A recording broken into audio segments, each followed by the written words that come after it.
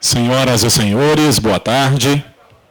Sejam bem-vindos à Semana do Servidor Público. Solicitamos que ocupem seus lugares e, por gentileza, mantenham os telefones no modo silencioso. E para fazer a abertura da Semana do Servidor, convidamos a diretora do Departamento de Recursos Humanos, senhora Isabel Cristina Mendonça de Oliveira.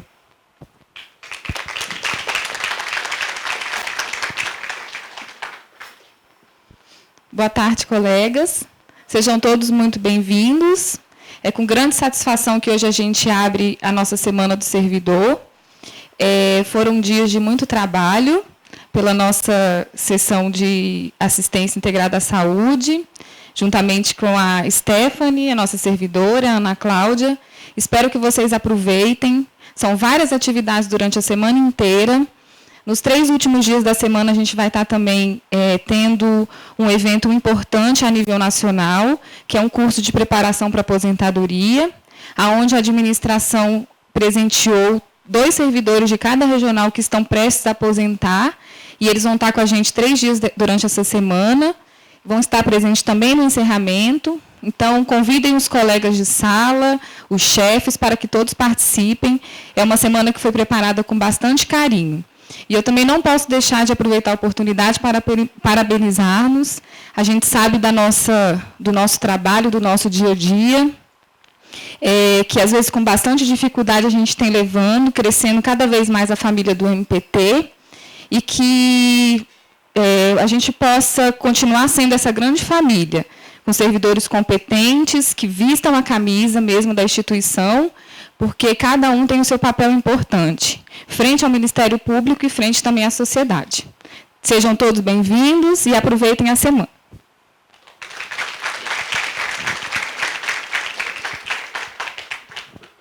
Convidamos para fazer uso da palavra a chefe de gabinete da Procuradoria-Geral do Trabalho, Heloísa Siqueira de Jesus.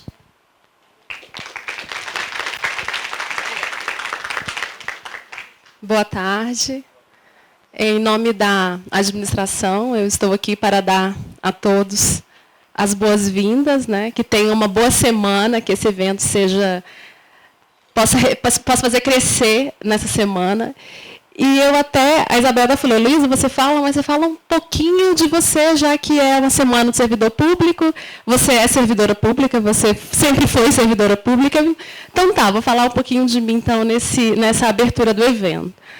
Quando eu fui fazer o 3º ano do 2º grau, né, ali para os 16, 17 anos, eu comecei a pensar na prática em o que eu faria da vida para ganhar o meu pão, né? Porque daqui a pouco eu teria que eu mesma ter o meu pão, ganhar o pão.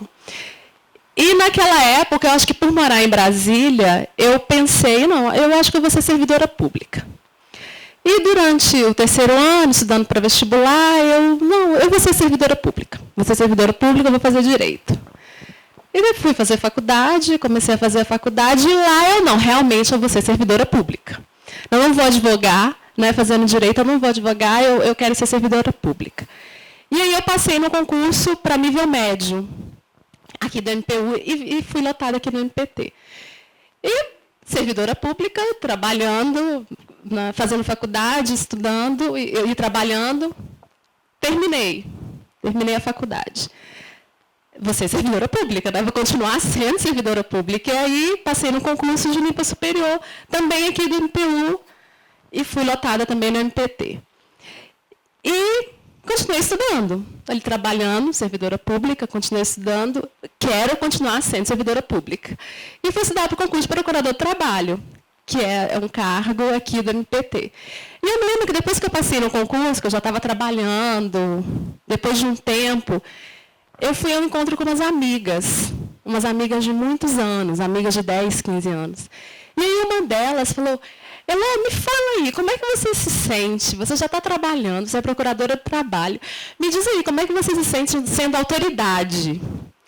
Aí eu parei assim, pensei, olhei para ela, eu sou servidora pública. Né? Não me sinto muito diferente. Eu sou servidora pública desde 19 anos e eu continuo sendo servidora pública. E ela deu um sorriso, né? E ela também é servidora pública. E depois nós conversando sobre isso, eu acho que isso depende muito da forma de olhar. E como o trabalho ele é essencial para nós nos sentirmos bem, nos sentirmos satisfeitos, é importante termos uma forma de olhar o trabalho para que ele nos satisfaça. Não apenas o trabalho em si, mas a forma de olhar. E eu vou deixar uma mensagem aqui para vocês, na verdade, da Cecília Meirelles, que ela fala justamente sobre isso, a arte de ser feliz. E ela conclui seu poema dizendo que a arte de ser feliz está na forma de olharmos a vida. Porque ela diz assim, o poema é bem longo, não vou falar todo o poema, mas vou fazer um resumo do poema. Então ela fala que quando ela era criança, ela morava numa casa e a janela dela se abria para uma mangueira. E ela olhava aquela mangueira, olhava, às vezes vinha uma senhora, se sentava embaixo da mangueira e contava histórias para as crianças. Ela não podia ouvir as histórias, mas ela olhava, via os lábios se mexendo, via as crianças sorrindo e ela se sentia feliz. Depois ela se mudou e continuou abrindo sua janela. E não mais era criança, e sua janela não mais dava para uma mangueira, mas dava para um canal. E ela falava, no poema, vai transcorrendo sobre o que ela via ali naquele canal. E ela se sentia feliz vendo aquilo. E no final ela diz, hoje a minha janela se abre para uma cidade que parece ser feita de giz. E ali tem um jardim seco, quase morto. E eu abro a minha janela e todos os dias eu vejo um homem que vai ali e rega as plantas. E ele não é uma rega, é uma espécie de aspersão ritual para que o jardim não morra. E a Cecília Meirelles diz, eu fico ali na minha janela, olhando o homem, olhando as plantas quase secas, olhando a água que escorre de seus dedos magros, e o meu coração se sente completamente feliz. E quando falo dessas pequenas felicidades certas que existem diante de cada janela, uns dizem que essas coisas não existem. Outros, que elas só existem diante das minhas janelas. E outros, finalmente, que é preciso aprender a olhar para poder vê-las assim. Eu acredito que a nossa satisfação no trabalho, como servidor público, está em aprender a olhar. Que vocês tenham uma boa semana do servidor público no evento, né? Um bom evento em comemoração ao servidor público.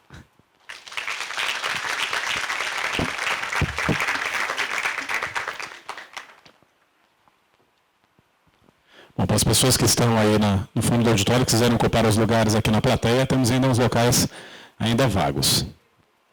Senhoras e senhores, teremos agora a palestra sobre inovação e criatividade com Valdez Ludwig. Valdez Ludwig é professor, consultor em gestão empresarial e palestrante. É formado em psicologia pela Universidade de Brasília e em teatro pela Fundação Brasileira de Teatro. Trabalhou como analista de sistemas durante 20 anos para órgãos e empresas públicas e privadas.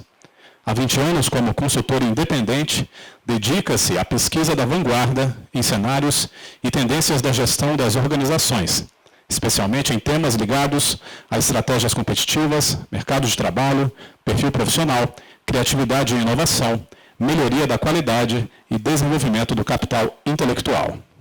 Mais de 900 mil pessoas já o assistiram ao vivo e em mais de 2.300 eventos nos quais participou como professor, consultor ou palestrante. Senhoras e senhores, com vocês, professor Valdez Ludwig.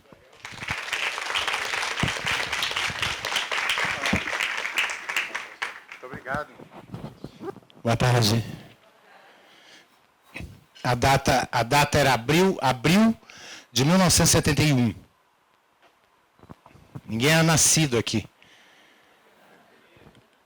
Eu arranjei meu primeiro emprego. E já era público. Arranjei meu primeiro trabalho no serviço público. Em abril de 71. Sabe o que estava escrito na carteira profissional? Programador de computador. Era a minha função. Eu era programador de computador em 71. No SERPRO. Serviço Federal de Processamento de Dados, que tinha sido criado em 68, 69, eu acho. nós trabalhávamos no subsolo do prédio da Caixa Econômica aqui. A sede do SERPRO era ali, só existia isso. Era um subsolo, onde hoje é feito o sorteio da loteria. Ali funcionava o SERPRO. E ali tinha um computador, um dos poucos do Brasil, tinham 2 ou 3 computadores do Brasil só. Um B500 a válvula, ele era a válvula, refrigerado a água.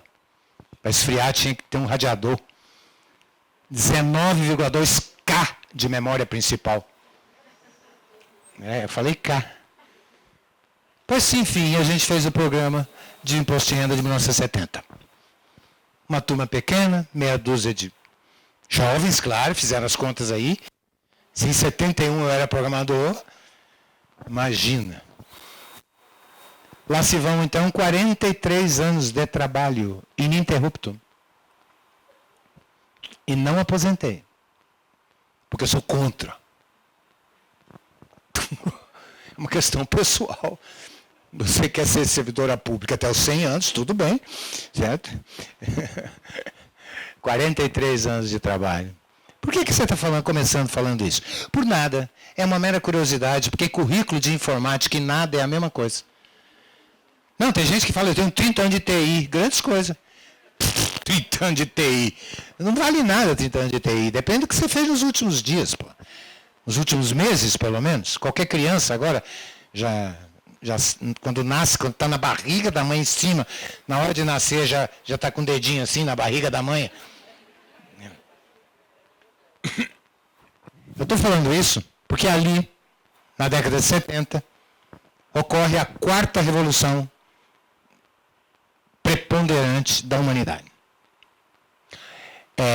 Especialmente em relação ao que nos interessa, que é o trabalho. Ocorre uma 4ª revolução na década de 70. Todas as 4 revoluções ocorrem por conta de uma inovação. Uma inovação dramática, que muda o mundo todo. Primeira foi o domínio do fogo na caverna. O ser humano morria. Quem matava? O animal. O ser humano é uma porcaria. Ele é muito pior que qualquer animal, é o ser humano. Do ponto de vista físico, a gente é muito fraco. Qualquer oncinha, qualquer jaguatirica te mata. Só tinha um jeito da gente sobreviver. Se organizar e inventar alguma coisa. A gente inventou o domínio do fogo. E aí o mundo mudou todo. A gente se organizou em tribos. A atividade era caçar e catar. Por isso que era nômade, ficava zanzando pelo mundo. Qual era o trabalho? Zanzar pelo mundo, catando e caçando. E o fogo, fundamental para afugentar o animal. O interessante dessas inovações é que elas são acumulativas. Nós não sobrevivemos hoje sem domínio do fogo, correto? A segunda coisa que você faz depois que acorda é o quê? Uma fogueira, certo? Por acaso chama fogão, hoje em dia chama fogão. Mas é uma fogueira. E depois você acende outra fogueira, que fica em cima de 1 tonelada de aço, chamada automóvel. O que é automóvel? É uma fogueira, que te transporta para algum lugar. Tá certo? Não é lenha, é gasolina, é álcool, mas é um combustível. E aí você sobe em cima de 1 tonelada de aço e te leva para o primeiro engarrafamento. Então, as inovações continuam. Muito tempo depois.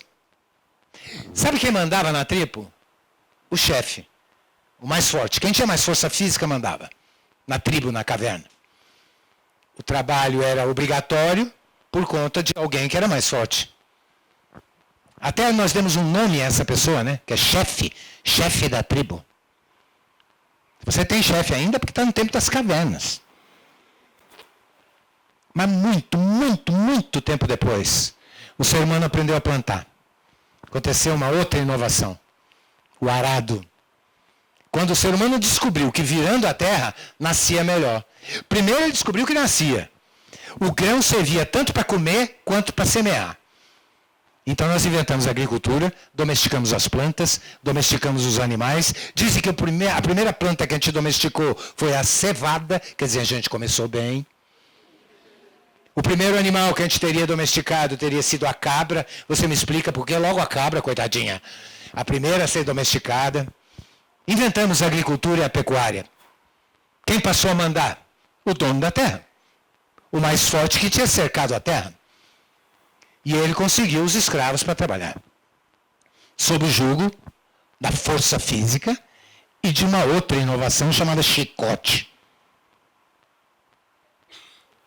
E aí não dava certo a tribo. Então a gente teve que inventar uma outra forma de organização. Porque a tribo não é uma boa estrutura para tocar a agricultura, como você sabe. A agricultura dos índios, que vocês conhecem, ela é precária. Ela é uma agricultura de subsistência ótima, mas não gera excedentes. Porque a estrutura tribo não é boa para tocar a agricultura. Aí a gente criou uma outra estrutura chamada família. Aí a família deu certo. Família é uma estrutura espetacular para tocar a agricultura. Tanto é que a agricultura do mundo inteiro é tocada familiarmente até hoje. Mesmo empresas muito grandes, você vai ver, tem família por trás. Na agricultura. Isso foi 15 mil anos antes de Cristo. Mas para dar conta de um dono que não queria fazer nada. E o dos escravos, que também não queriam fazer nada, criou-se uma figura para ficar no meio, entre um e outro, que deu-se o nome de capataz. E em algumas organizações que eu visito, existe até hoje. Leva o nome, às vezes, de coordenador, supervisor, gerente, gestor. Você conhece bem a figura. É aquela pessoa que ganha mais para não fazer nada. É uma pessoa que fica no meio. Ela não faz nada. Quando você pergunta, o que você faz aqui? O que eu faço? Escreve aí na folha de papel o que você faz. Ele não sabe. Não consegue. Eu coordeno. A relação de atividades dele é sempre assim: coordenar, supervisionar, essas coisas que ninguém faz. Gente, adoro assinar. Daqui que eu assino. Daqui que eu assino. Se a assinatura valesse alguma coisa nos dias de hoje, pelo amor de Deus, nem banco mais aceita a assinatura da gente. Só nesse país mesmo que existe você ter que reconhecer firma. Você fala isso para um menino desses que estão na frente do computador, reconhecer firma. Eles perguntam, escuta, em que milênio você está vivendo? Assinatura? Nem o banco, você chega no banco e tenta assinar lá no banco para você ver. O banco não tem senha, não. Morreu isso. Mas o gerente adora assinar. Daqui que eu abono. Daqui que eu dispenso. Daqui ele tem um poder, aquela assinatura. Adoro uma frase que é a seguinte: acabou o que eu pedi ontem. Outra frase que ela adora, se for ela, é: cadê o relatório que o homem está pressionando? Tem sempre um homem pressionando a figura. Não se sabe se é por trás ou pela frente, está sempre pressionado. Não se preocupe, não. Nós não vamos falar disso, não. Porque isso aconteceu em 15 mil anos antes de Cristo. Que a gente foi obrigado a criar essa pessoa que fica entre quem não fará nada porque é dono e os outros que não farão nada porque são escravos. 15 mil anos antes de Cristo. Há 200 anos atrás, uma inovação muda tudo de novo. A máquina a vapor. Aí ocorre a revolução chamada industrial. E aí sim, aí muda tudo mesmo. Porque daí a revolução é igual a de agora. É epistemológica. A revolução é na teoria do pensamento. Por quê? O que acontece na revolução industrial de tão grave? O que acontece na revolução industrial é que ela faz 2 ou 3 grandes bobagens. Que vocês devem agradecer porque vocês existem por causa dela. Quer dizer, o Ministério Público do Trabalho existe por causa de 2 ou 3 bobagens que a Revolução Industrial fez. A primeira foi separar o trabalho da vida. Trabalho e vida era uma coisa só. A partir dali, de 200 anos para cá, uma coisa é trabalhar, outra coisa é viver. Tem pessoas que você pergunta qual é o teu sonho, a pessoa fala, meu sonho é aposentar. Por quê? Porque daí eu vou viver. Aí eu vou viajar com a velha. Tem homem que fala assim, eu vou comer todas em Brasília, porque não deu tempo, porque eu trabalhava com um doido naquele MP. Você vai comer quem depois de aposentado? Quem? Mas sobrar o quê para você? Come agora enquanto está vivo. As mulheres também. A Revolução Industrial fez outra grande bobagem. Separou o trabalho da arte. Que não havia essa separação entre arte e trabalho. E a partir dali, o trabalho é sacrifício. E a arte é prazer. Você inveja que a gente tem dos artistas? A gente fala mal de artista de inveja. Porque eles não têm esse problema. O Paulo José com Alzheimer, com Parkinson, perdão, não estava trabalhando na novela até outro dia? E o M não foram lá não? O Ministério Público não foi lá não? Proibir um fato como esse? Que absurdo! Uma pessoa doente trabalhando? Claro que não foram. Porque o artista é o artista. O trabalho para ele não é sacrifício. O trabalho para ele é o sonho. É o que é bom na vida. Aquela menina Falabella, Débora Falabella, ela pegou pneumonia dupla quando estava gravando os últimos capítulos daquela novela. Pois não é que ela fugiu do hospital para gravar contra os médicos, porque tem que trabalhar. The show must go on. O show não pode parar. Oscar Niemeyer, 4 dias antes de morrer, aos 104 anos de idade, ele estava na UTI. Alguém saiu da UTI e perguntou como é que ele está. Ele disse, ele deve estar bem, que está em reunião. Você acredita que ele marcou uma reunião 4 dias antes de morrer, na UTI, com o calculista dele, porque ele estava com um problema numa igreja lá no Marrocos? Eu estou falando isso porque tem funcionário teu aí que quando tem 37,1 de febre, ele já não vem. E também não liga, ele manda alguém ligar. Olha, ela não vai poder ir hoje, porque ela está com a febre horrorosa. Acho que é dengue.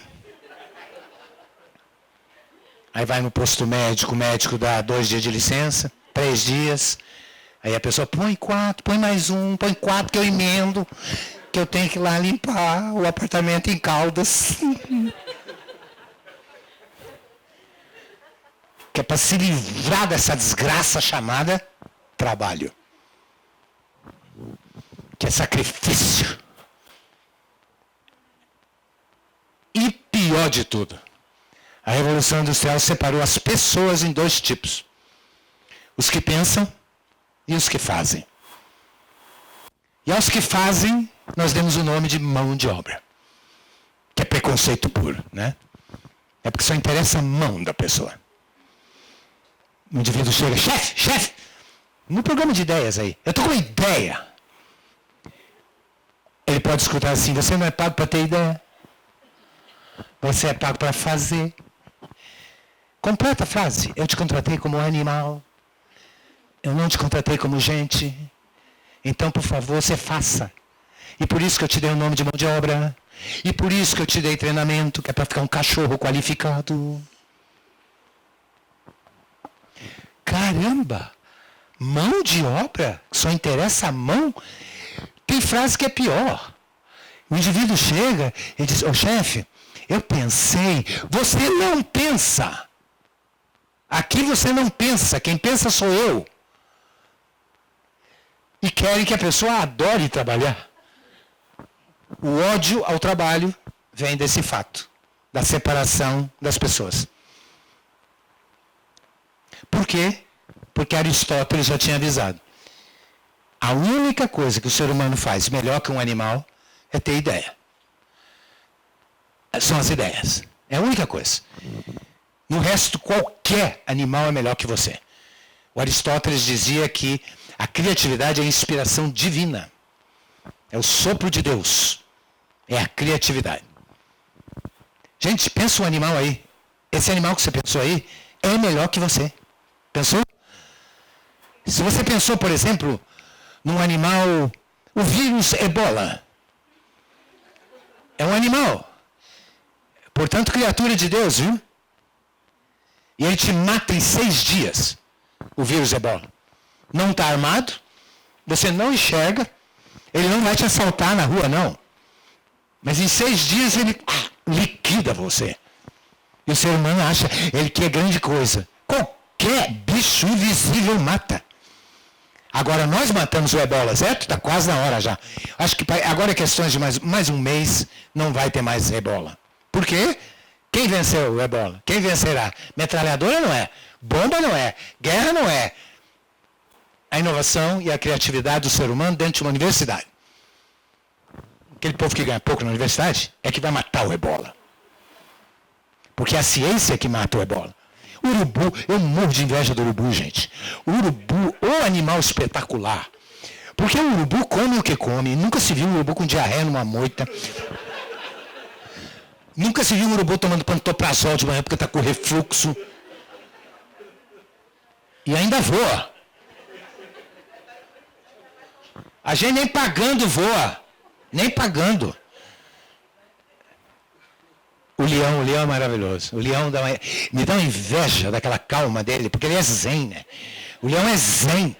Não passa fome. Já viu o leão passando fome? Não passa. Porque ele fica com aquela cara de vou te comer depois. Gente, o leão, ele dá 5 sem sair de cima. Sabe o que é isso? Não, você não sabe o que é isso. Você não sabe. Você não teve essa experiência ainda não. E é com a mesma ali, eu quero ver com a mesma. Esse é o leão. Jacaré, tem espécie de jacaré que tem 2 fileiras de dente.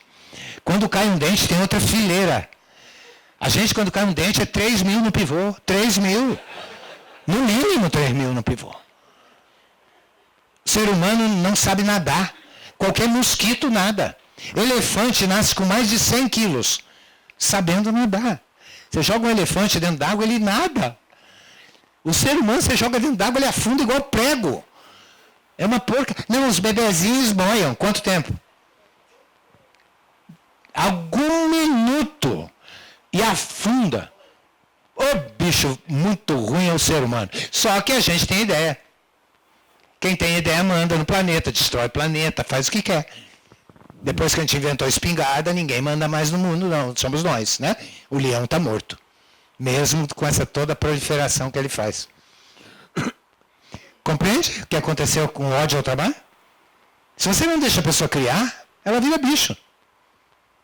E aí odeia ficar 8 horas como bicho. Não pode criar. No Brasil, as pesquisas que existem dão que 58%, mais ou menos 58%, das pessoas que trabalham no Brasil odeiam trabalhar. Mais ou menos 58%. Eu acho um número muito otimista. Se for pesquisar com todo mundo mesmo,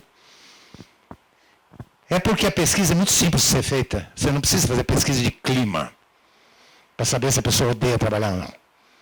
Você faz uma pergunta só e já sabe se a pessoa gosta de trabalhar ou não.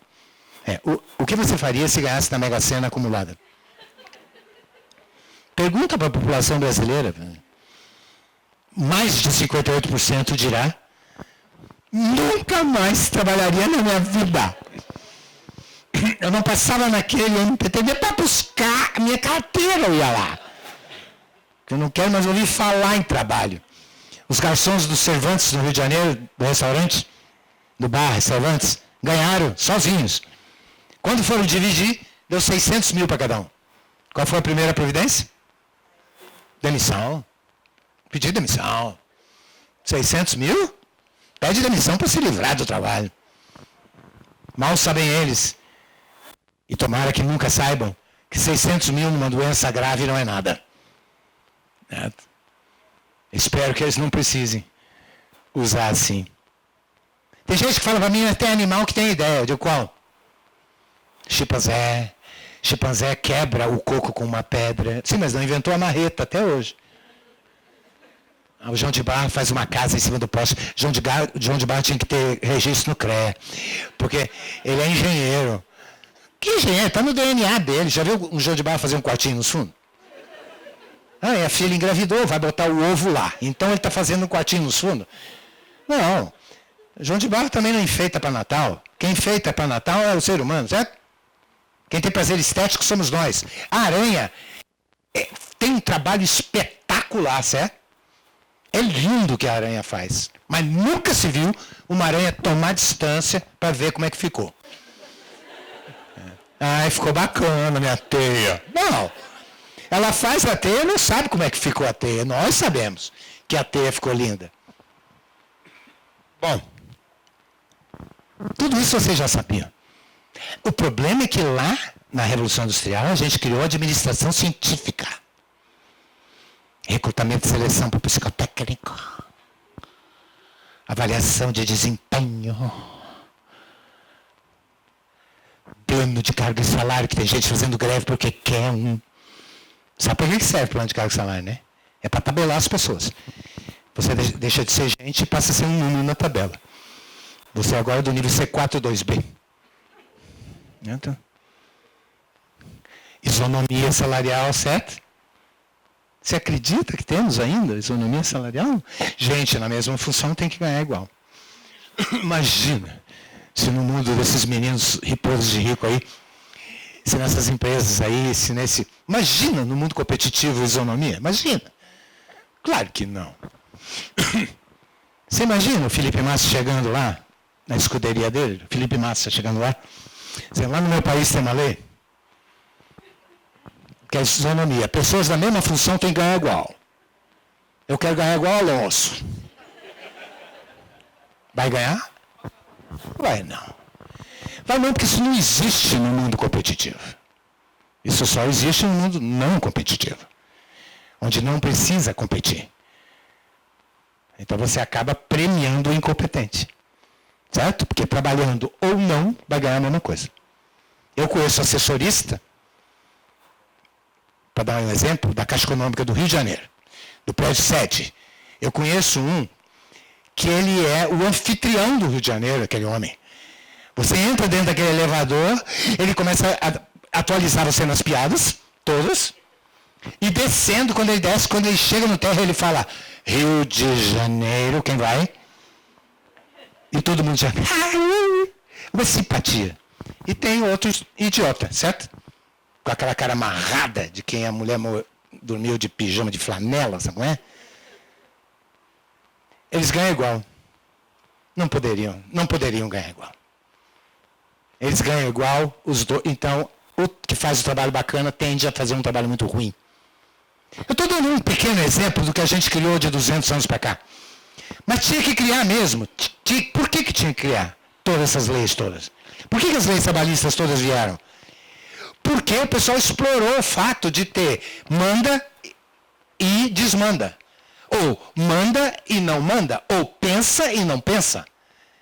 Para a gente defender a mão de obra, foi criado tudo isso. Porque se deixar, a mão de obra é aniquilada. Correto? Estou certo ou não? Se deixar rolar, vamos supor que acabe aqui, o Ministério Público acaba. O que vai acontecer? Criança vai voltar a trabalhar, vai ter tal, não é? Por que isso ocorre? Isso ocorre porque a gente fez essa bobagem há 200 anos atrás de separar as pessoas. O dono se achar mais do que os outros. Ele não é. Ele só é o dono, ele não é mais. Posso começar a palestra então? Essa é uma pequena introdução para dizer para vocês a necessidade que a gente tem de ter ideias. Aproveitando no lançamento desse programa de ideias de vocês, da necessidade de mudar, da necessidade de criar coisas novas, de coisas que resolvam o problema. Vocês viram no Fantástico ontem a estatística do trabalho infantil escravo. Está lá o gráfico caindo, parabéns, drum, drum, drum. Mas a própria apresentadora nova do Fantástico, vocês viram o que ela falou. O número, a queda é maravilhosa do trabalho escravo infantil, né? Porém, ela parou no número. Mas, porém, 3 milhões de crianças ainda estão trabalhando sob algum tipo de coação. Inclusive dentro de casa. Vocês entendem disso? Eu estou aqui só repetindo o que a menina do Fantástico falou. A gente criou tudo isso. E temos que reverter isso.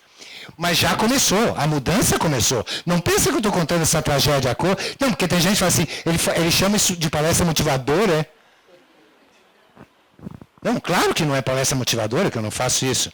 Mas é uma palestra para a gente se sensibilizar, quem não está ainda sensibilizado com isso que nós temos, que é necessário ideias para mudar essa situação.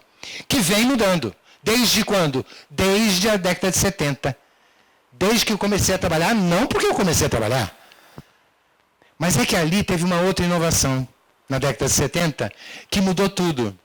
E nós estamos aqui muito reunidos por isso. Qual é a inovação? Eu sei, o computador. Não, o computador só fez acelerar qualquer coisa. Ah, foi o satélite. Não, satélite é mandar mensagem de um para todo mundo. Qual foi a inovação? A inovação da década de 70 foi o casamento do computador com o satélite. Acabou com a hierarquia na indústria, do modelo industrial. A gente veio das cavernas para a agricultura. E da agricultura para a indústria. E da indústria para as redes. Está tudo em rede. Tudo em rede, os tribunais todos em rede, a tua casa na rede, você na rede. Gente aqui que está fingindo que está me olhando, mas na verdade está na rede. Teu filho está na rede agora. Ninguém sai de casa sem consultar o Google. Meu pai não saiu de casa sem consultar o horóscopo. As pessoas agora têm que sair, tem uma dor na perna às 4 da madrugada, a primeira providência é ligar o computador. Ah, eu estou com uma dor na perna, cadê o computador? Aí escreve lá Google, dor, batata, perna, noite, enter. Passa a noite pesquisando a dor na perna. No dia seguinte ela vai para o médico com a foto do tumor, né? Doutor, o tumor eu acho que é esse. Isso quando não leva a bula já do remédio. O médico já diz, já foi no Dr. Google, né? Eu vou dizer uma coisa para vocês aqui que eu achei que eu nunca diria.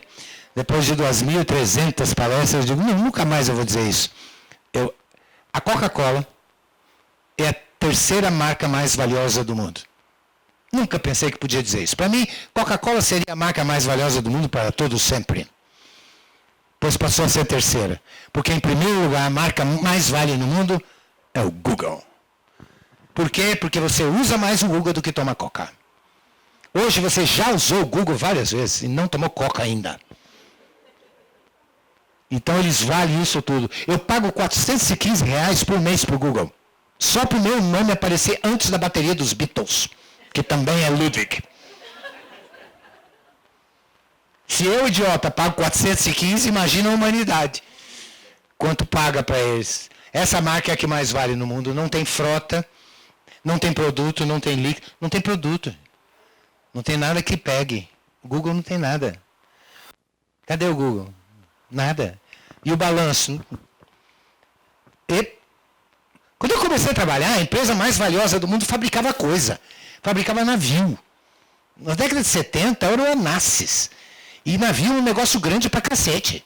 A empresa que mais vale no mundo agora não fabrica nada. Ela tem umas ideias e manda um chinês fabricar, que é a Apple, que fabrica o iPhone, iPhone S, iPad Mini, iPhone 6, iPhone, que vai lançar agora. E já tem fila. Em Nova York, quando lançaram o iPhone 6, deu fila, dando volta no quarteirão. Para comprar o lugar na fila, estava mais caro que o iPhone. Para você ser primeiro a ter, adivinha quem é o primeiro a comprar? Sempre é um brasileiro. O brasileiro foi o primeiro a comprar o iPhone 6. Porque essa empresa mais vale no mundo. Vale umas 15 Petrobras. Que não é vantagem também. Nos dias de hoje, não é muita vantagem. Mas é muito mais. Também não tem pouco prédio. Twitter, vale $1 bilhão o tal de Twitter. Não é nada, é um pedaço de papel dizendo que ele é dono. O Twitter. Por que o Twitter vale tanto? Porque o Outlook não vale nada. Porque o e-mail se acabou. E por quê? Porque o jovem Jack Dorsey resolveu fazer um negócio para substituir o e-mail. Ele descobriu que só velho gosta de e-mail. Eu, por exemplo, adoro e-mail. Sabe por quê? Porque é a cara do memorando. De para assunto. Pesado é do 3 espaços.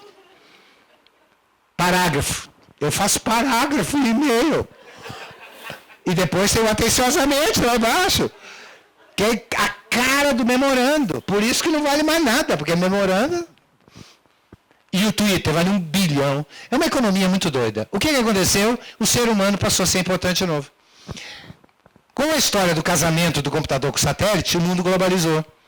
Tem gente que é contra a globalização, né? É fácil de acabar. É só abater os satélites.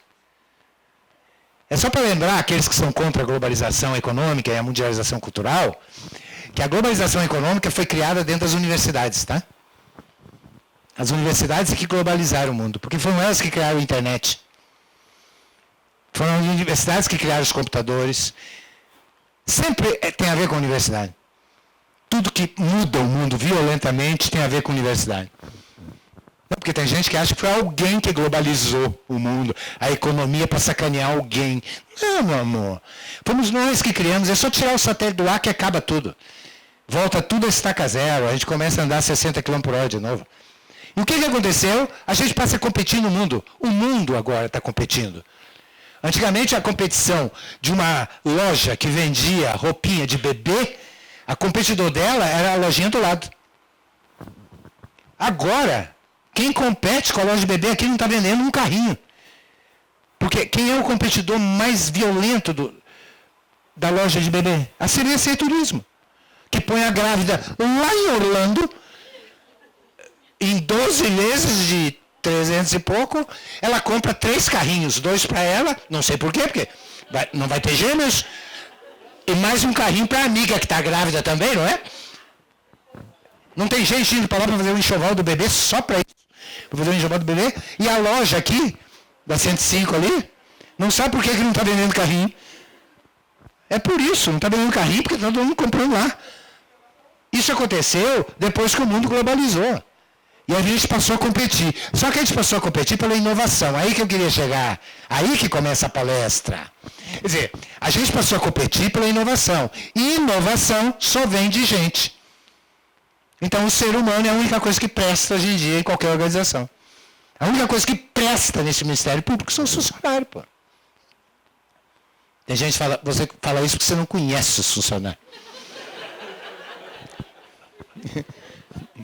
Mas quem escolheu essa desgraça? Quem escolheu? Tem gente que adora trabalhar com uma pessoa muito incompetente, porque é para poder mandar, e fica reclamando que o time está perdendo. Claro que vai perder. Você não tem craque com você? Chama os craques.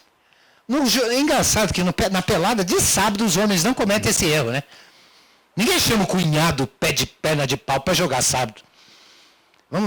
Vem o meu cunhado aqui. Ele não joga nada, mas ele vai jogar hoje no meu time. Ele não põe o incompetente para jogar no time. Na pelada de sábado. Mas ele põe o incompetente para trabalhar com ele no trabalho. É uma lástima. E não conseguimos mais nada depois disso. O ser humano está no centro do processo.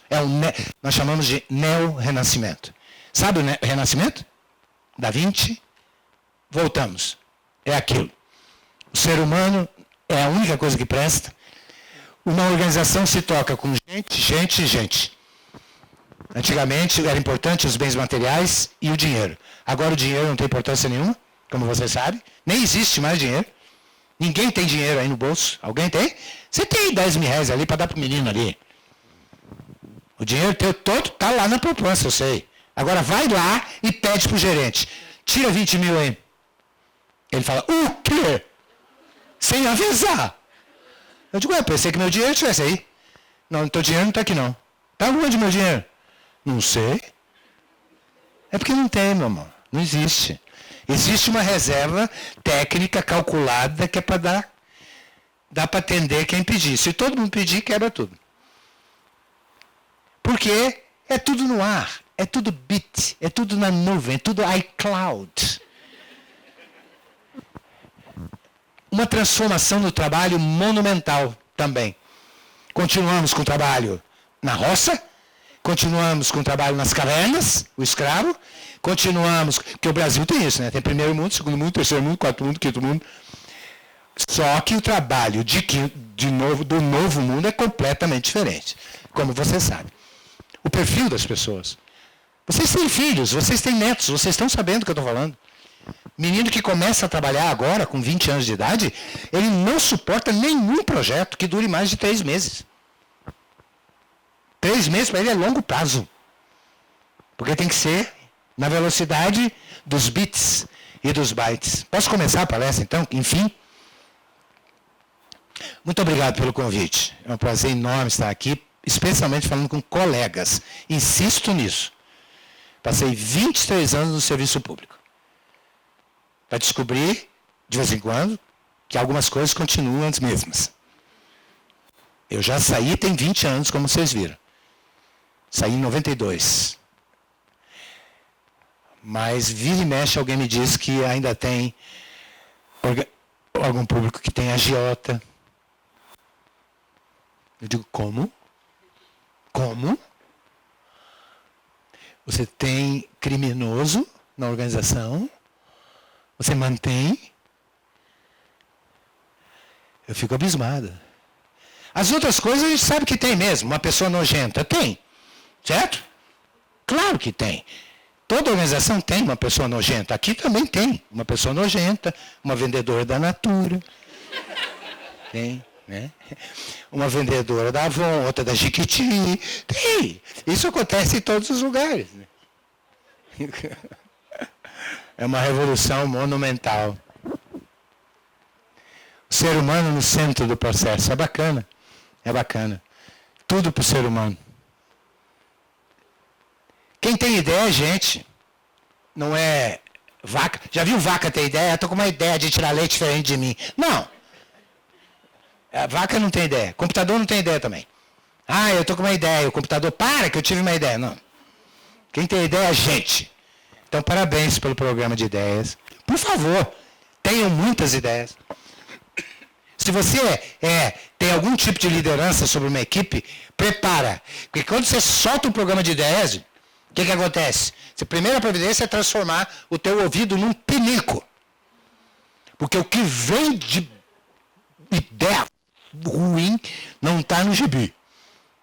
Mas é assim mesmo. É porque às vezes a ideia ruim é que faz a ideia boa.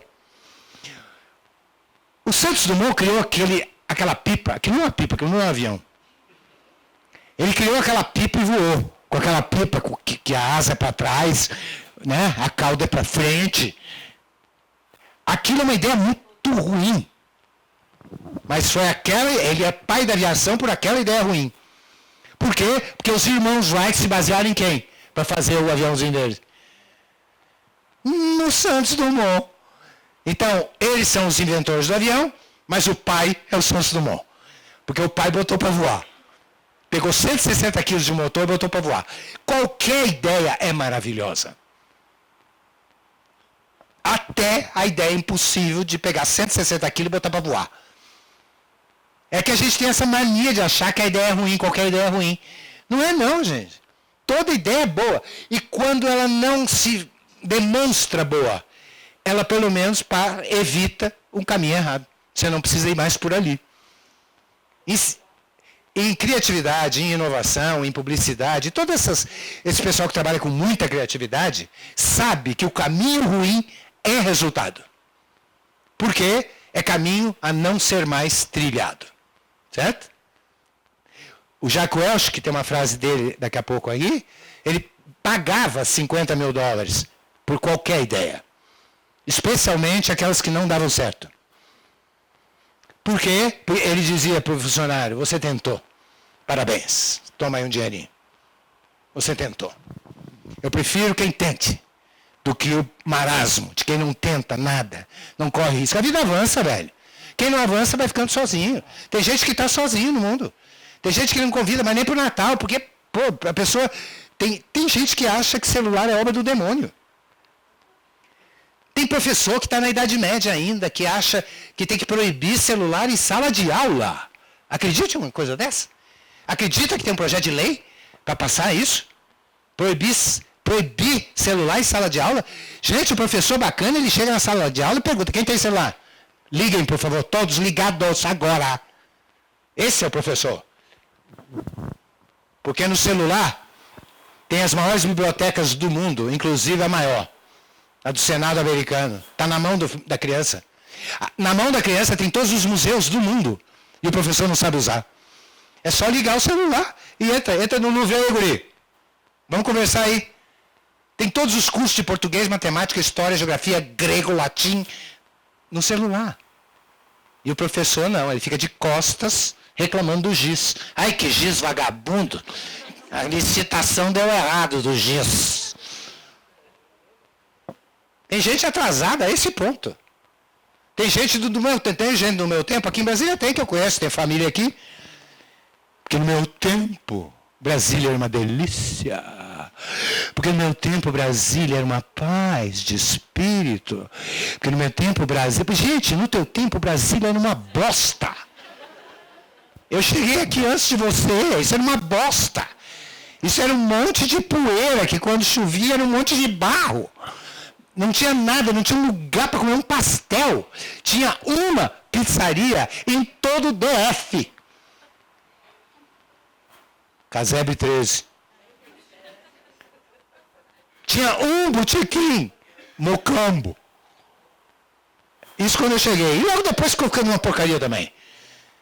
Agora não, agora tá bacana. Ah, mas não tinha esse engarrafamento. Mas você não tinha carro também. E Brasília sem carro, você sabe a delícia que é, né? É uma delícia. Brasília sem carro, você não vai para lugar nenhum. Para com isso, tem mulher que olha aqueles filmes de princesa, eu queria viver no tempo das princesas.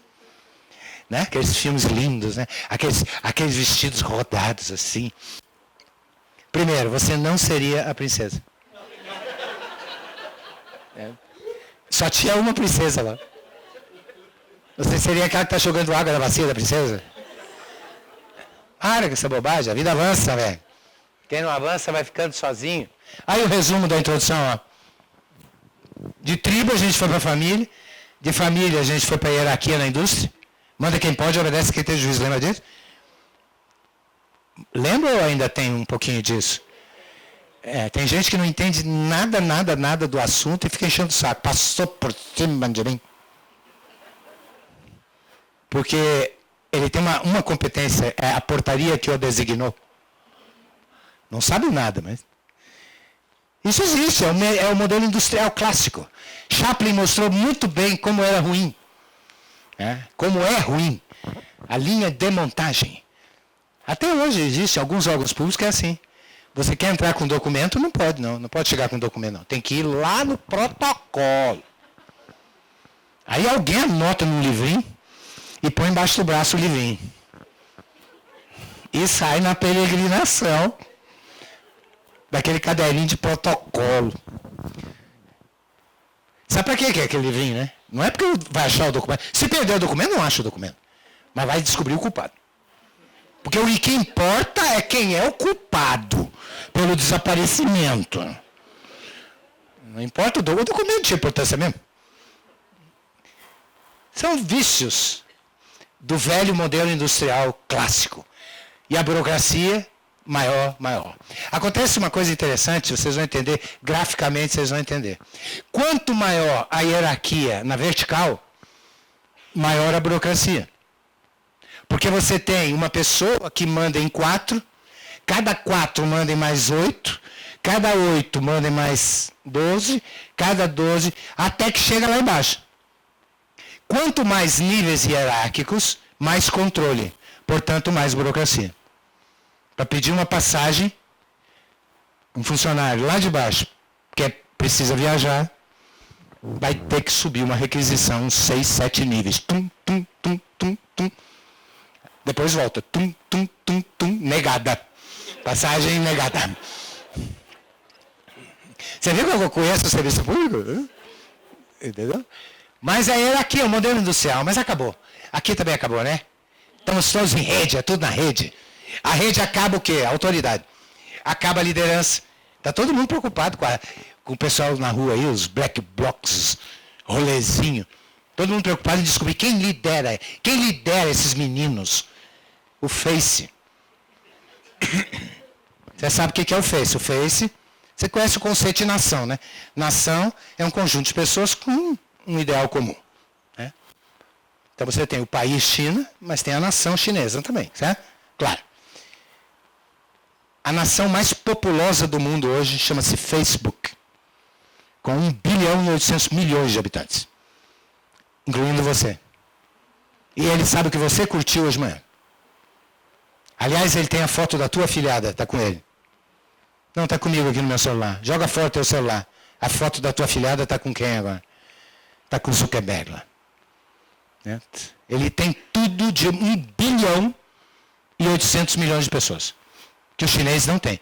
O chinês tem 1 bilhão e 200, 300 milhões de habitantes. A Índia, 1 bilhão, 200 milhões. O Facebook, que no Brasil tem um I no fim, é Facebook, no Brasil é a nação mais populosa do mundo, é a rede. E agora as tribos, as novas tribos, está tudo em tribo agora. De novo, nas cavernas de novo, porque também é caverna de novo. A arquitetura é quase caverna. A família é cada vez maior. É genial isso. Comprovado na minha última palestra de ontem. De sábado. Quer dizer, a família, Valdeir só tem um filho. Sim, no primeiro casamento. A pessoa tem um filho no casamento, aí separa. Aí vai ter outro filho com a segunda esposa. Aí separa. E com a terceira já gêmeos, porque já precisa de inseminação, então já dá gêmeos. Na terceira esposa, gêmeos. Conclusão, 4 filhos. 4 filhos, os enteados. Aí que tá. O Natal na casa do meu avô, minha avó, meu pai, minha mãe, os filhos. Não era nada, o Natal era uma porcaria, 10h30, minha avó estava dormindo. O Natal na casa da minha mãe, meu pai, eu vou com a minha nova esposa. Eu fiz uma modernização no processo. Certo? A minha ex vai, porque a minha mãe a considera oficial. A ex é a oficial. A minha ex leva os filhos que nós tivemos, eu levo os filhos que tive com a nova, não é assim? A minha ex casou de novo com um rapaz que tem muitos filhos. A minha mãe se engraçou com os filhos desse rapaz. A minha mãe se engraçou com os filhos do novo marido da minha ex. A ponto de comprar presentinho para essas crianças, entendeu? Numa festa. Aquela tua prima vai com a esposa dela. Né? No início dá um mal-estar. Né? Porque por que a nossa prima veio de esposa para cá? Mas logo a gente acha bacana aquilo também. Aquela pessoa legal que a nossa prima arranjou para o marido. É legal. É a diversidade, não? É genial. Parece brincadeira, mas eu estou falando sério. É a tribo. Tá aí, ó. O Brasil nunca ganhou nada, nenhum prêmio importante a não ser esse. Esse é o prêmio mais importante da ciência brasileira. Esse menino ganhou, Arthur Ávila, certo? O prêmio da matemática. Vale mais que o Nobel, vale mais que tudo. Porque o Brasil nunca ganhou nem Nobel, nem Oscar. E não ganha um prêmio na ciência, nunca ganhou. Um dinheirinho que o Santos Dumont ganhou, mas ele ganhou o maior prêmio de todos. E quando você pergunta, quando eu vi a entrevista das pessoas que têm relação com ele, dizer, qual é o perfil desse menino? Além de um matemático excepcional. Aí, eles relatam um monte de coisas. Eu colecionei 4 para trazer de brinde para vocês. Tá? De brinde mesmo, porque não tem muito a ver com a palestra. É uma grande capacidade de concentração, esse menino tem. Já leram tudo, né? E já viram que é muito diferente do que você imaginava, né? Que um engenheiro devia ser, né? Um engenheiro não tinha que ser cartesiano? Não, ele gosta de antropologia. Ele transita em muitas áreas. Na verdade, ele é muito versátil. O que colocar na mão, ele resolve. Não é matemática. É música. É teatro. É. E ainda por cima tem o espírito colaborativo, que é um fundamento da gestão de hoje. Da gestão moderna. Colaborar mesmo com quem você odeia. Colaborar mesmo com quem é teu concorrente. Colaborar com pessoas que você não gosta, mas colabora, porque senão não vai dar certo. Jogar em time já é assim. 2 jogadores que se odeiam, passa uma bola um para o outro, não passa? Você não pode imaginar na novela que aquele povo que se beija na boca, todos se adoram. Tem gente ali que se odeia, mas na hora da cena, beija na boca, certo? Por quê? Porque é assim. É esse o perfil que nós estamos imaginando. E se você olhar bem, os jovens estão por aí. Os jovens são mais versáteis. Os jovens que nós criamos mesmo. Eles são mais versáteis. Eles não são mal educados, não. Eles são irreverentes. É diferente. Olha aí. Opa. O que houve aqui que não está passando? A antena falhou? Não. Vamos lá para as ideias, então. Parabéns pelo programa. E onde estão as boas ideias? Vocês que vão gerar milhões de ideias aqui, centenas de ideias. Não vai ter nem prêmio para todo mundo, tanta ideia boa que vai ter. Onde estão as boas ideias? Só tem um lugar, no futuro. As boas ideias sempre estão no futuro, que é a única coisa que pode existir. O passado não existe, mas esquece, você não vai achar boa ideia no passado. Esquece. O passado só serve para uma coisa, para comemorar. 25 anos de casado, serve para quê? Para você tomar um porre, pô. Reza uma missa e toma um porre, pronto. Chega. Não precisa fazer mais nada, não. E o presente? O presente não existe também. Tem gente que eu só vivo o aqui e o agora. Eu só vivo o presente. Qual aqui e agora? Agora. Agora qual? Esse agora que você falou já foi, não foi? Só existe o futuro. Ou um segundo à frente, ou uma hora à frente, ou 100 séculos à frente. Só existe o futuro. É lá que são as ideias. Ninguém acertou até hoje. Então não vai fazer... Vamos prever o que vai acontecer. Não vai adiantar. Alguém acertou no dólar essas 2 últimas semanas? Algum de vocês aí acertou? Por acaso? Se acertou, foi por acaso. Porque ninguém acerta. Ninguém acertou. Nostradamus errou tudo. Esse papo que Nostradamus acertou, ele não acertou nada. Outro dia ele saiu para mim, ele acertou dia, hora da morte dele mesmo. Eu digo, ele não suicidou. Não. E aí eu perguntei para a pessoa, que dia foi? Não, aí há controvérsias. Gente, eles sabem que ele acertou o dia, mas ninguém sabe que dia foi. Não acertou nada, pô. É uma bobagem. Ninguém acerta nada em relação ao futuro. Para com essa bobagem. Só tem um jeito de saber para onde o mundo vai. Pergunta para uma pessoa, desde que ela seja mais jovem que você. O jovem está sempre certo em relação ao futuro. E o velho sempre errado. Perdão. Nem vá atrás de velho que você se lasca.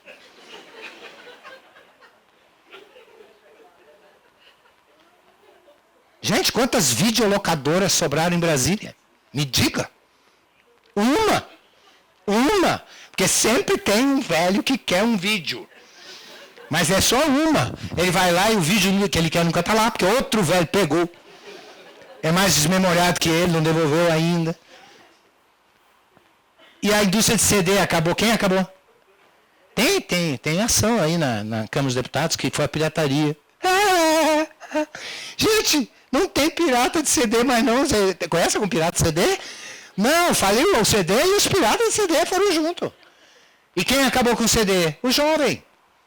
Compra um CD e dá de presente para um jovem. Para olhar a cara de raiva dele para você. Ele não abre, já viu? Ele não abre. Porque ele não tem paciência para abrir aquele plástico. CD?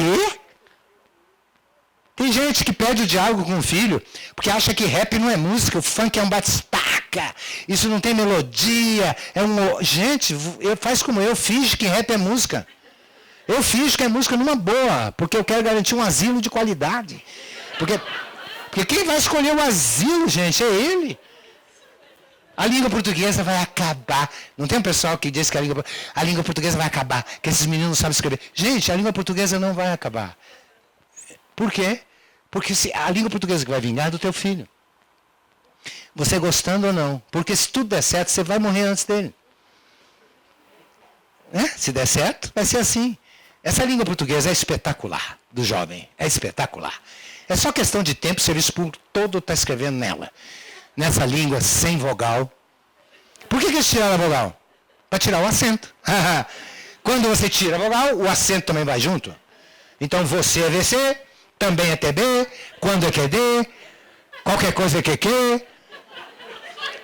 O Q é só a letra Q. Pra quê? O UE, se Q já é Q, pra quê gastar o UE?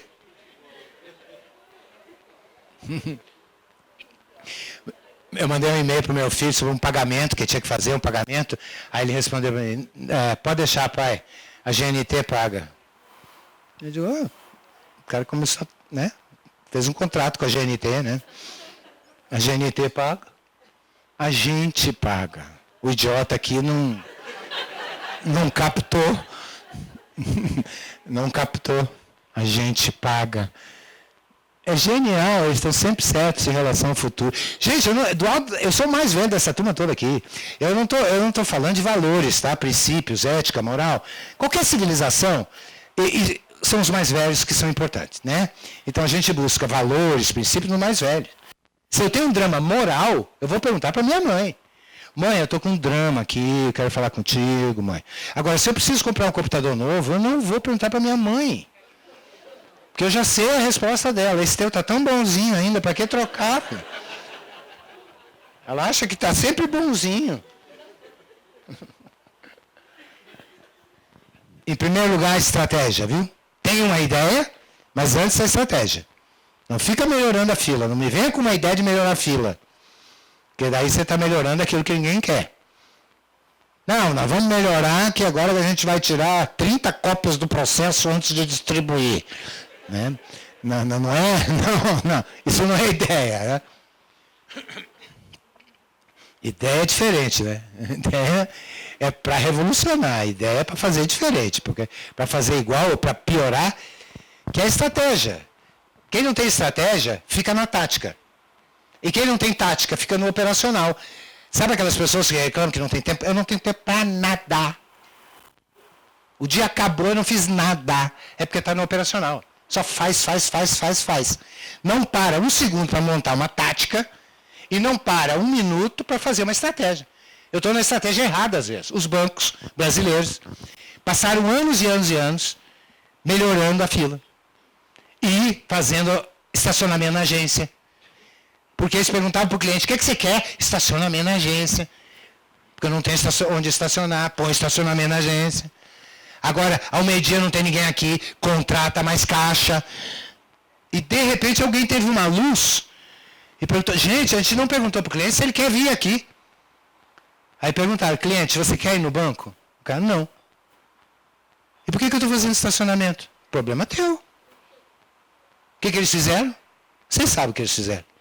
Transferiram toda a produção para quem? Para o cliente, certo? Quem faz tudo para um banco agora? Você. Quem tira dinheiro ali? Você.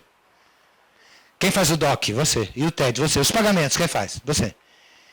E quem tira o extrato? Você. E quem imprime o extrato em casa, na sua impressora, tá? E para você fazer tudo isso para eles, então eles te cobram uma tarifa. Entendeu? O que é a estratégia? O Filipão não teve, foi isso. A Croácia estudou o Brasil 5 anos. Estava estudando o Brasil há 5 anos já. Desde a outra Copa, antes da outra Copa.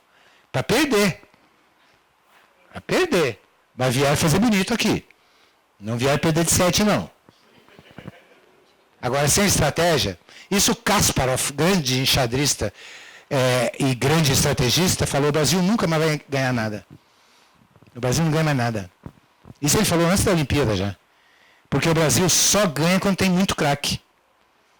Quando ele tem 5 craques, o Brasil ganha. Mas com um craque só não ganha, não. Porque daí precisa de quê? De inteligência. De um treinador. Quando precisa de inteligência, aí nós não vamos. Porque falta estratégia, falta tática. Jogada ensaiada. Gente, deixa eu me irritar aqui com uma coisa só da Copa. E juro que eu não falo mais em Copa. Mas tem que se irritar. Você que joga pelada aí, os homens, mulher que também joga pelada, tem algumas que jogam uma peladinha sábado, me diga, você vai tirar o time para o ímpar, você para cá, você para lá. O pior jogador que cai para você põe aonde? No gol. E o segundo pior na ponta esquerda, certo?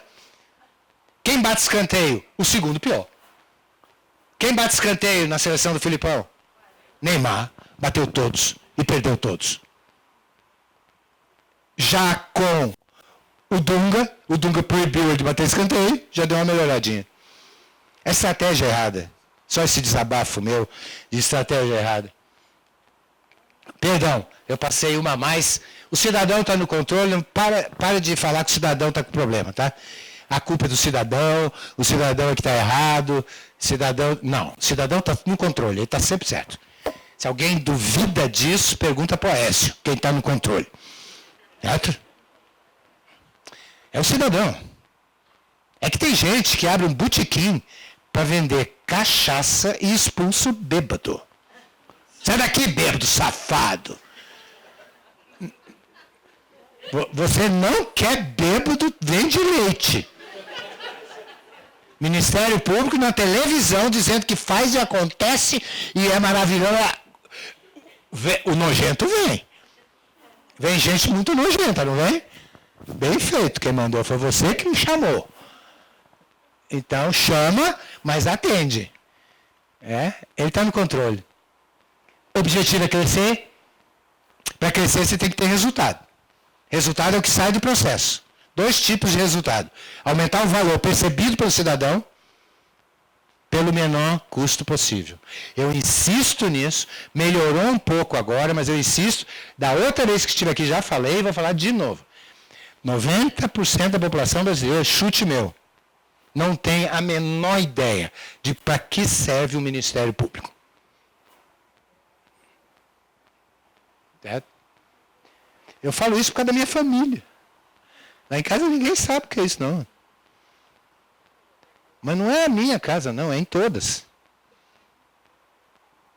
Porque primeiro que o nome é um nome esquisito. Ministério, o pessoal diz, sim, tem Ministério da Educação, da Indústria e Comércio. Eu sei o que é ministério, eles sabem o que é ministério. Ministério Público trabalha aí, se confunde mesmo.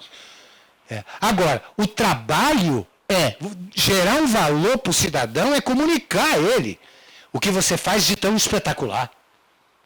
Eu sei que vocês fazem essa tentativa, eu sei que isso é feito, eu sei, mas não está chegando, eu só estou falando isso de novo, tá?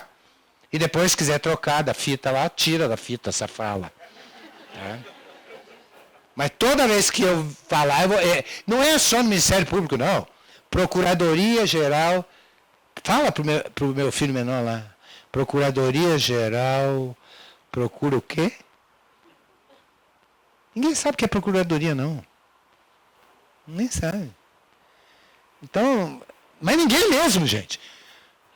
Não é assim, só os ignorantes, não, que nem entraram na escola, não. É gente que formou na universidade. Que não tem a menor ideia do que seja. Então, é só alertar vocês que vocês têm que aumentar o valor percebido pelo cliente. Então, para começar uma boa ideia nesse sentido, como a gente vai fazer, o que a gente vai fazer para aumentar o valor percebido pelo cidadão em relação ao Ministério Público do Trabalho? Se é chamar Gisele Bündchen para fazer propaganda, não sei, pode ser. Se é fazer tudo de graça com voluntários, não sei, que tenham uma boa ideia e diminuindo o custo para o cidadão, por favor. A percepção de que o governo custa muito pelo brasileiro é muito alta. Você é cidadão brasileiro, né? Claro. Portanto, você paga impostos também, certo? Então você é igual a mim, certo? Então você tem a mesma percepção do serviço público que o povo tem. Que custa muito caro. Certo? Então tem que diminuir o custo para o cidadão e aumentar o valor para o cidadão. Para isso tem que ter ideia. Vamos lá. Para começar hoje de tarde. Daqui a pouco. As ideias só ocorrem quando você tem conhecimento. Sem conhecimento não tem ideia. Sem conhecimento, sabe o que você é? Criativo. Criatividade é coisa de pobre. Aquela pessoa é tão criativa, é pobre. O Brasil é muito criativo, não é? Quem mandou? O Brasil é muito criativo, pobre. O Japão é pouco criativo. O Japão é muito inovador, rico. A criatividade do japonês é pequena. Poucas coisas surgem lá. O teatro é aquele desde sempre. Quando um japonês sai de lá, talvez ele consiga ser um Isamiaki e ser um grande costureiro, uma coisa assim. Mas a questão deles é a inovação, eles inovam muito. A gente inova pouco, mas é porque falta conhecimento. Sem conhecimento você não consegue inovar. E o conhecimento só ocorre em gente talentosa. Gente talentosa aqui não é gente competente não, viu? Tem gente competente que inova muito pouco. Tem gente muito competente que tem poucas ideias. Por quê? Porque está preso na competência. O talento é amor ao trabalho, amor ao fato de trabalhar, é espírito empreendedor, espírito inovador. Né? Se esse ministério aqui, se isso aqui fosse uma empresa, como devia ser, que a coisa é parecida, no ponto de vista do dinheiro é parecida. Gente talentosa, informação disponível sobre liderança. Informação está disponível para todo mundo. O gente talentosa é gente que não reclama do salário, não sabendo a regra, como funciona. Tem gente que reclama do salário, estou ganhando pouco, eu estou ganhando pouco. Tem gente que chega para mim dizendo, eu faço um trabalho ruim porque eu ganho pouco. Esse argumento é para destruir carreira. Quer destruir tua carreira? O que você faz? Trabalha mal. Por quê? Porque ganha pouco. O que você vai ganhar cada vez menos? O Neymar ganhava o salário mínimo no Santos. E ele fazia o quê? Gol contra? Todo jogo fazia gol contra. Por quê? Porque eu ganho o salário mínimo. Não. Ele ganhava o salário mínimo e resolveu fazer gol a favor e gol muito bonito. E aí quem decide o salário é ele. Quem decide o seu salário é você. Não é quem lhe paga. Nem no serviço público. Eu vou provar para você. É porque as pessoas recebem pela raridade e não pela importância. Se alguém chega para mim, que eu tenho uns empregadinhos também, 2 ou 3, nem são empregados, viu? Não precisa ir lá. Porque são sócios. Não, há muitos e muitos anos que são sócios. Eles chegam para mim e dizem, eu quero aumento. Eu estou precisando de um aumento. Eu quero um aumento. Eu digo, tem alguém querendo contratar você? Ele, não. Então você está ganhando muito. Nós vamos dar uma baixada nisso. Gente, se só eu, idiota, aqui quer te contratar, ninguém mais quer te contratar, você está ganhando muito. Então é só pensar se o seu salário está certo aqui no Ministério Público. Tem alguém querendo contratar você? Não? Então o teu salário está certinho ou alto. Abaixo ele não está. Ele só estaria abaixo se você tivesse alguém querendo te contratar e te tirar daqui. Então é assim que funciona. Desde Adão e Eva, viu? E em Cuba também, tá? Cuba é assim que funciona também. Não é porque tem gente que acha que isso é coisa do capitalismo nojento selvagem. Não, não é não. É desde sempre, desde Adão e Eva, que você paga pela raridade e não pela importância. Avisa isso pro seu filho. É porque tem menino que acha que vai ganhar quanto quer. Não vai. Deu de novo, há 10 anos que eu falo, e deu de novo semana retrasada. O maior salário do mundo. Sempre é da mesma pessoa. Do campeão mundial de boxe. Sempre. Por que será? É porque é só um. Ele bate em todos. É só um. Ele é único. E o mundo inteiro quer ver ele lutar. As televisões do mundo inteiro, cada televisão paga milhões e milhões de dólares para transmitir a luta dele. Esse peso médio, ele não é nem peso pesado. Você viu a fortuna dele? Ele tem mais dinheiro que Gisele Bündchen e Tom Brady junto. É um lutador de boxe. E sempre é um lutador de boxe. Porque é a única profissão que só tem um. É o campeão mundial de boxe. Não, o campeão de Fórmula 1 também. Não, Fórmula 1 tem 10 que divide o dinheiro. Ele não divide com ninguém, o campeão mundial de boxe. Então está explicado o teu salário? Tem que fazer um trabalho espetacular, porque alguém te acha e te tira da desgraça que você está. Agora tem gente que faz um trabalho ruim, quer o quê? A liderança. Gente, eu estou passando a hora para variar, né? Pode ser em qualquer ordem, tá? Não precisa ser naquela ordem que eu mostrei, não. Não fica parecendo que tem uma receita de bolo, né? Não, não tem receita de bolo, não. É assim. Eu só quero alertar que ideia está no centro da questão. Quem tem ideia, vai. Os 40 jovens mais ricos do mundo hoje são 40. O que é 40 jovens? 40 jovens mais ricos do mundo são 40 pessoas que têm menos de 40 anos de idade. Nenhum deles tinha dinheiro quando começou. Todos os 40 só tinham uma ideia. Capital ridículo. Ou $1.000. $2 mil. Sempre uma ideia. Os 40 mais ricos do mundo hoje. Jovens, os 40 jovens mais ricos do mundo. Os velhos ricos continuam. Os velhos continuam. Tem que ter meta, estipule uma meta, e meta boa é aquela que você não tem a menor ideia de como vai conseguir. Porque se você tem uma meta e sabe como vai conseguir, não vai inovar, não vai ter ideia nova, certo? Você vai fazer a mesma coisa. O Dr. Ivo Pitangui foi no Jô Soares semana retrasada. Já quase 90 anos de idade, né? 80 e pancada. E o Jô Soares perguntou para o Dr. Ivo Pitangui: Dr. Ivo, como é que o senhor consegue inventar cirurgia até hoje? O senhor cria cirurgias novas e ensina para os seus alunos. Ele falou: a primeira coisa que eu faço é criar um obstáculo para mim. Foi claríssimo ele. E aí eu tento ultrapassar o obstáculo. É assim o método de criar dele. Se você não tem obstáculo, você não cria. Então você tem que criar, zerar processo. Nós vamos zerar processo. É uma meta impossível, certo? Então ela é boa. Então ela é boa. Vai conseguir? Não. Mas vai além da merdinha? Vai. Porque a meta não é para você atingir. A meta é para gerar um esforço para que você vá além do limite. É a esteira. A esteira, que é coisa mais insuportável que esteira. Quer dizer, nem hamster gosta de esteira. Certo?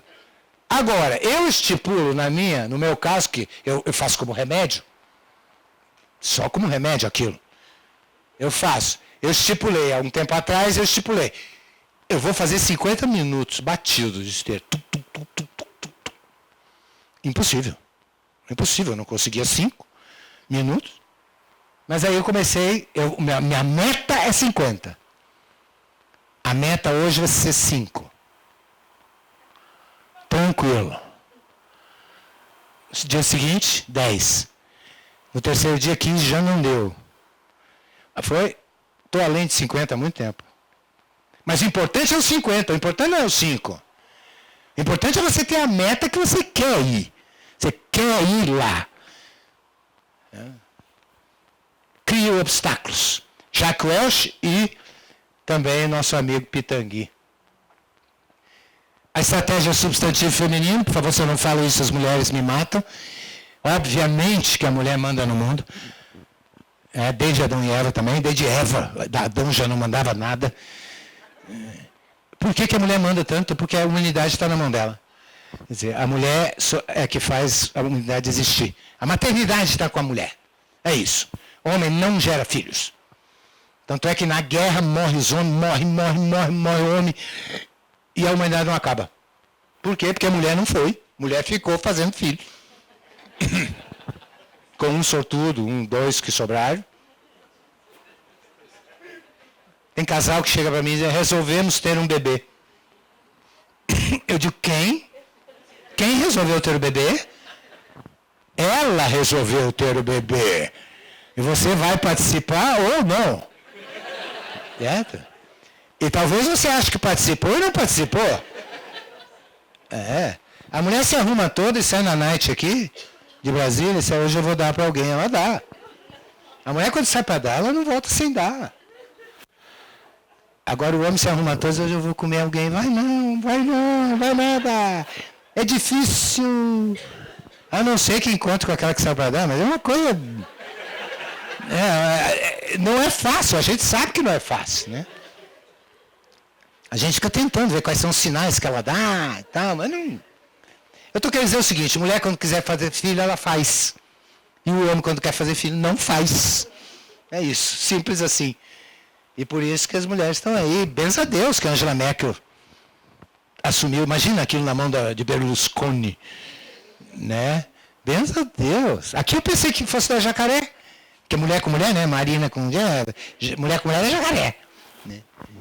Quer dizer, elas têm mais condições. Porque a mulher faz um planejamento melhor, gente. Ela faz o planejamento igual ela faz a mala dela. A mala da mulher é grande porque ela tem um recurso de planejamento que é e se chover, e se esfriar, e se esquentar. A mulher vai pra Teresina, leva um casaquinho de manga comprida. Porque vai que esfria a Teresina. A mulher, a louca lá de casa, saiu para 3 dias com 12 sapatos, sei lá quantos sapatos. Eu digo, por que essa sapatalhada? É uma mala de sapato e outra de copa. Eu digo, por que essa sapatalhada? Ela falou, não, porque eu só vou decidir a cor no destino. Olha a lógica. A mulher viaja 3 dias, ela leva 8 calcinhas. Inclusive a vermelhinha, tem que levar a vermelhinha, né? O homem viaja 3 dias, ele leva 3 cuecas, uma já vai no corpo. Só 2 na mala. A mulher, quando olha para o mundo, ela olha igual espelho. A mulher só é feliz quando tem espelho de corpo inteiro, senão ela para no primeiro blindex. Porque ela tem que se ver toda. A mulher vê o mundo em pedaços do mundo, não. Ela vê o mundo todo. É genial. A mulher pega numa vassoura, ela pode ser procuradora geral do sistema solar. Se precisar varrer, ela varre. Não tem ninguém para varrer. Cadê a mulher da vassoura? Não veio. Pega a vassoura e varre. Mulher atende qualquer telefone que tocar. Homem não. O homem é subchefe do subsetor. Ele já não atende telefone. Porque ele tem um carguinho, entendeu? Ele não atende. Mulher não. Mulher atende orelhão de rodoviária. Se tocar, ela atende. É genial isso. É uma frase que a minha mãe tem uma boca. Uma frase. A minha mãe... larga, deixa que eu faço, larga. É qualquer coisa que está sendo feita errada. E ela ainda adora resultados. Se alguém tem dúvida que a mulher é melhor de resultados do que o homem, é só avaliar uma senhora na favela, com 5 filhos, o alcoólatra do marido já foi embora, ela trabalha numa casa de família, ganha um salário mínimo, dá conta ou não dá conta? Dá conta. Se o marido voltar, estragou tudo. Porque lá vai meio salário em cachaça. Eu estou sendo preconceituoso, assim parece, mas não, é brincadeira, viu, gente? É que, de maneira geral, isso acontece. A mulher é melhor na hora de tocar uma família, tocar a família. Quando elas são chefes de família, vocês sabem que ela é melhor? Por conta disso. Por conta de uma questão de estilo. E o homem? Tem um homem espetacular. Os homens que são presidentes de grandes empresas no Brasil, pode olhar o perfil deles. É masculino e feminino. E tem os 2 lados. É incrível. É incrível. Artistas também. Grandes artistas sempre têm 2 lados. Porque é assim que o mundo roda. O mundo roda assim. É bacana. Não é chato, não. A vassoura. Bacana. Tá aí. Eu acabei de falar bacana e a palavra é essa. Bacana. A gestão é colaborativa, já falei. Essa segunda frase é do treinador da Alemanha. Pô, eu disse que não ia falar da Copa. É que na hora da entrevista coletiva, perguntaram para o treinador da Alemanha por que ganhou, como ganhou. Ele falou, o poder do conjunto. Não é o poder do time, hein? É o poder do conjunto que eu ouvi falar aqui hoje já e vou insistir aqui. Esse Ministério Público, quem faz parte dele, é um conjunto. De quem? De todos vocês, da vizinhança, do prédio, do jardim, da família de cada um de vocês, os filhos de vocês, os netos, os afilhados, fazem parte desse conjunto aqui. É que tem gente que não quer que o marido faça parte desse conjunto. O teu marido faz parte desse conjunto aqui. Tá certo que você não deve deixar ele dar muito palpite. Mas é assim que a coisa anda. Anda no conjunto. O poder do conjunto. A Alemanha ganhou, sabe por quê? Porque veio a Alemanha toda para cá. Eles vieram com a Alemanha. Não dividiu a Alemanha. Eu estava lá na época. A Alemanha ficou inteirinha, torcendo para a Alemanha. Não dividiu. Gente que é contra o treinador, a favor do treinador, contra a convocação de não sei quem. Não! E eles vieram com família. Trouxeram as mulheres, a equipe técnica toda. Mulheres, filhos, veio todo mundo ver. E ficaram fazendo farra lá na Bahia. Enquanto os brasileiros não podiam levar a namorada na concentração. Porque faz mal pro esporte. A namorada.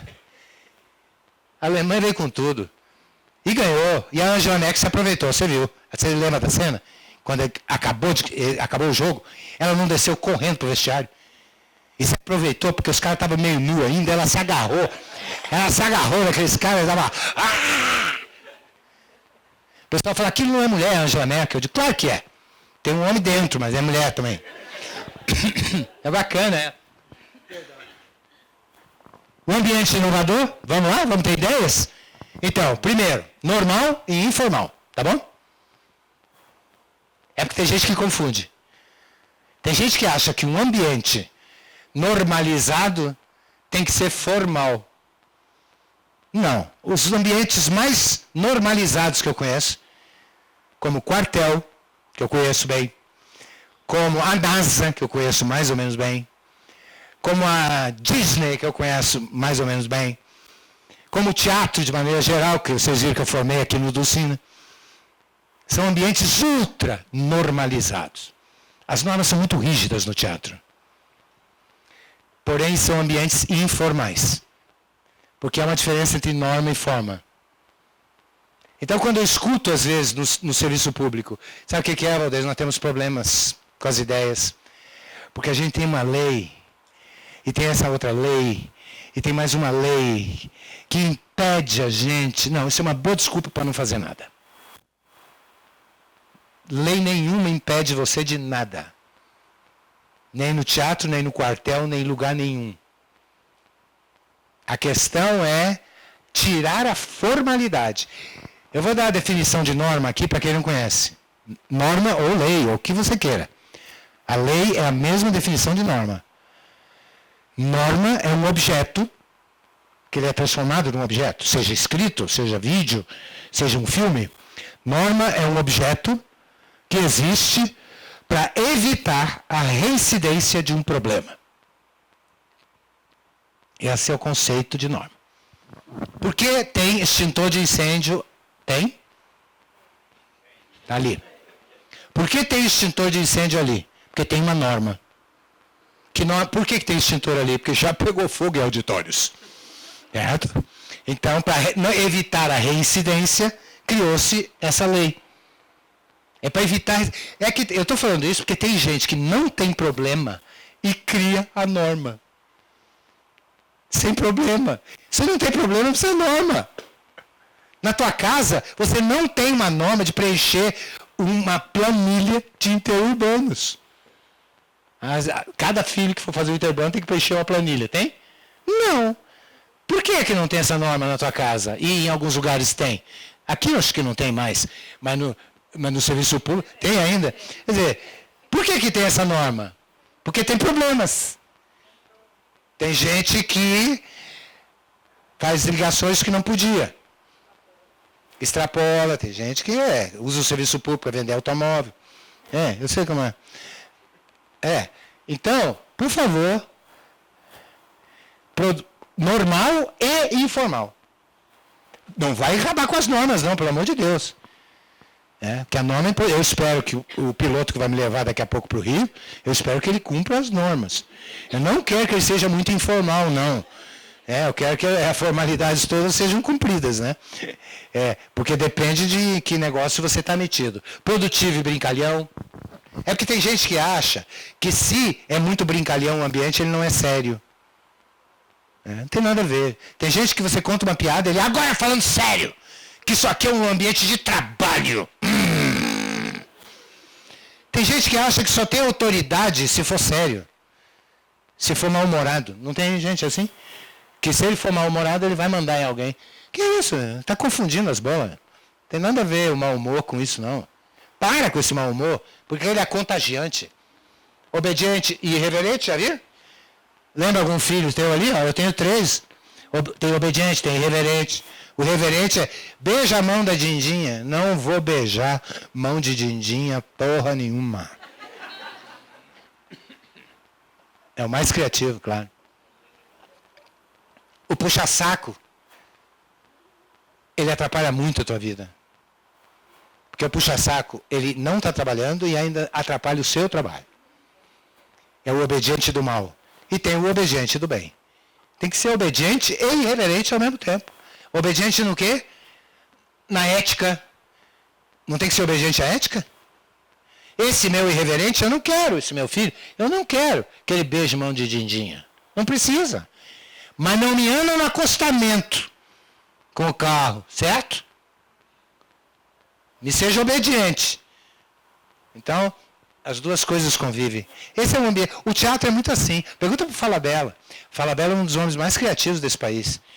E ele tem essa coisa, é irreverente, é obediente, gosta de dinheiro, mas também, né, não chuta dinheiro, mas e por isso faz o que faz. Porque está solto no mundo. Ainda bem. E o último vocês viram, disciplinado e inquieto, porque se eu for falar de disciplinado e inquieto, a gente vai falar a noite inteira aqui. Eu queria dizer a vocês que das pessoas que eu conheço, mais disciplinadas que eu conheço, são os artistas. De maneira geral, os artistas. De João Ubaldo, um disciplinado alucinado, a Jorge Amado. Outro disciplinado espetacular. Disciplina rígida, inclusive de horário. Disciplina no trabalho.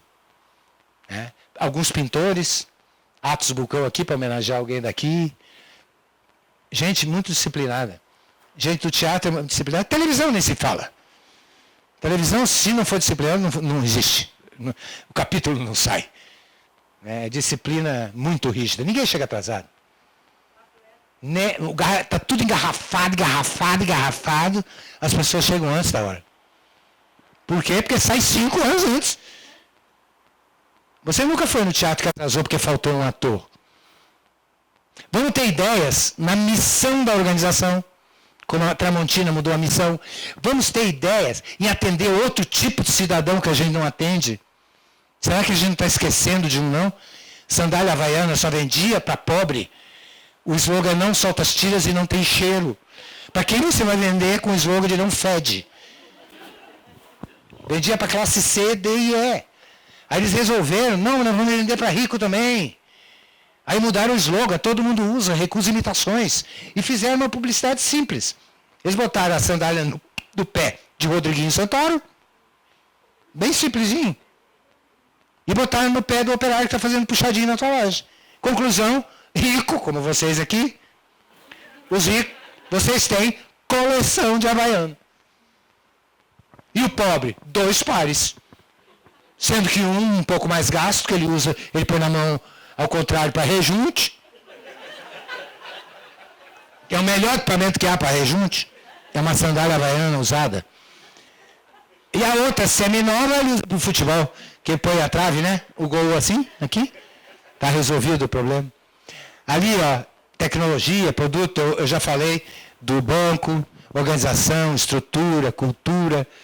Só cuidado, que a boa ideia vai acontecer ou não, dependendo do modelo de gestão. Uma boa ideia é criatividade, depende do modelo de gestão para virar inovação. E aí fica na prática. Esses livros, quando aparece assim uma citação, esses livros estão citados atrás, está na bibliografia, e os slides todos estão disponíveis no meu site, tá? Puxa, eu estou anotando tudo agora que você fala isso. Você pega lá no site à vontade, pode usar à vontade, adapta. Diz que foi você que fez. Você libera tudo assim, mas se eu copiei de alguém, por que você não pode copiar de mim? Eu não copiei esse do X-Burro? Então, use a lógica dos artistas para ter ideia. A lógica dos artistas é, mesmo que você erre, você será aplaudido. Se a Ana Botafogo estivesse aqui dançando e caísse, você aplaudiria para começar, né? Começa de novo, Ana, linda. Você errou, aplausos. E você, quando erra aqui, o que acontece?